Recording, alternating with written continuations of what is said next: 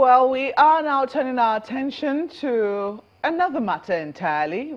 Of course, it's still within the country, and we're focusing on infrastructure this morning. We're being joined now by the Minister of Power, Works and Housing, Mr. Babatunde Fashola, Senior Advocate of Nigeria. You're welcome to Sunrise Daily. Thank you for having me, and good morning. Good morning. Are you still basking in the euphoria of your party's win at the national level? Well, elections are over. Those who still want to claw back can do so. The purpose of asking for a new mandate is to continue the work that we have started, because there's still a lot of work to do. Okay, there's definitely work to be done, especially in your ministry. And there are those, before we get to your ministry, there are those who argue, I mean, while I want to say congratulations, and I think that they will be in order, however, there are those who say that there is a lot of work to be done on our electoral process. Would you like to say something on strengthening our electoral process, especially since right now the opposition has gone to court? We understand the tribunal will be sitting today. They are saying that this victory was obtained by fraud. You were Director, Election Planning and Monitoring of your party. What would you be recommending as a way to strengthen the electoral process moving forward? You see, discussing how people feel in our election must first ask all of us to interrogate ourselves. There can only be one winner in that contest, in every contest, and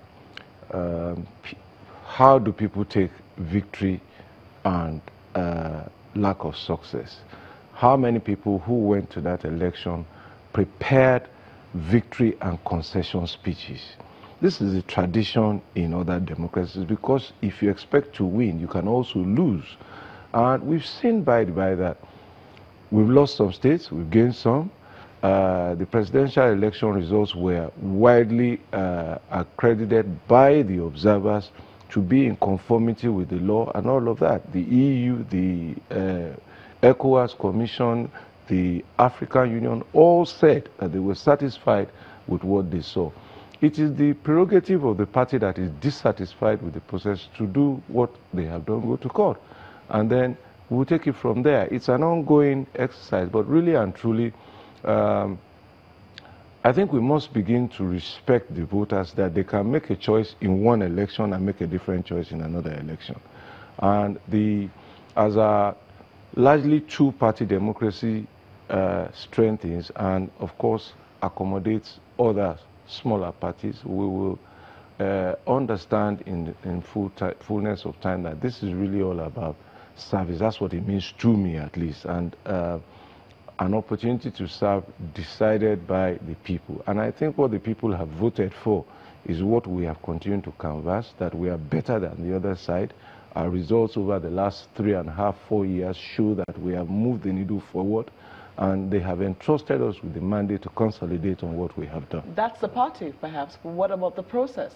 Some analysts now, in terms of the process, yes. Look, an electoral law or act, for example, is the result of what people see and what they expect to see. And those things are not static, they are dynamic. Some of the things I would like to see changed, for example, is how results are announced. All of us complain, oh, this process is too tedious, we take 4 days. The truth is that in other democracies, it's the media that projects and announces the results based on results that are collated from exit polls and the number that they can verify that it is impossible to have another verdict. During the process of this presidential election, for example, even before the results were announced, Reuters, and their reputation is as big as you know, had issued a press statement that President Buhari was in on an unassailable lead. They wouldn't do that if they didn't see the figures that everybody saw. Everybody polled, many people did it. We did exit polls. So we knew when the results were coming. By the time the president visited his situation room, we already had 17 million votes counted. He was leading by 3 million votes.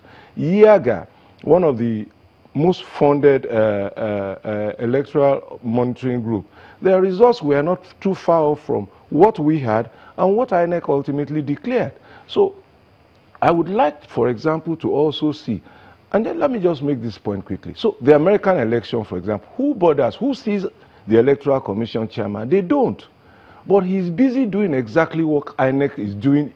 He's doing it in the back room, because there's a sense of acceptance, there's a culture that these results represent what everybody sees. And so when the media projects the result, there's hardly ever any dispute, except in some cases we've had. It is really 4 or 5 days, sometimes 3 days after, that the American Electoral Commission finally, formally announces the results. Can we have that sense of discipline, sense of concord, sense of contest and competition to accept results? And can we begin to enthrone the media to really play this role? That's the kind of reform I would like to see, for example. I would like to see reform about election spending.